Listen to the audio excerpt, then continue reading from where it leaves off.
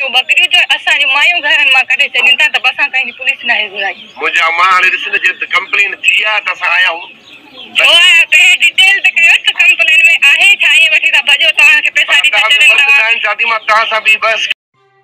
नाज़रीन, Sindhi shoes news bulletin में ख़बरुनि जो सिलसिलो जारी। ख़बर शामिल कंदासीं मोरो खां परवेज़ चांडियो जी।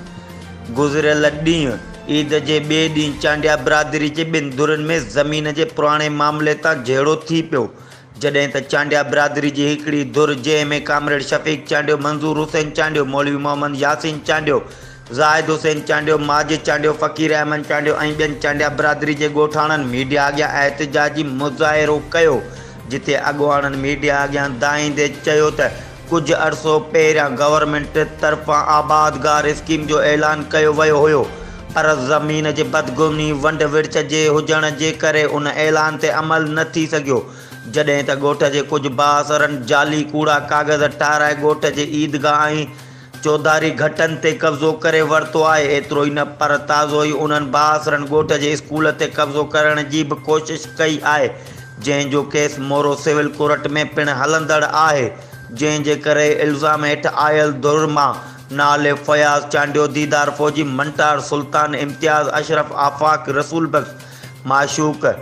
निम जी टारी भञण जो बहानो करे असां मथां हमिलो करे ॾिनो ऐं कोराई थाणे जी वंगारू पुलिस हमला आवरण सां ॿिट बणिजी वंगार वांदे असांजे घरनि मथां चादर चौदीवारी जो तक़दुस पैमाल करे असां मथां चढ़ाई करे औरतुनि ऐं मासूम ॿारनि खे हिरासा कयो आहे। असां जूं ॿकरियूं बि काए विया आहिनि ऐं असां मथां कूड़ो केस दाख़िल पिणु कयो आहे, जॾहिं त पुलिस जी अहिड़ी किरियल हरकत जी पिणु असां सोशल मीडिया ते बि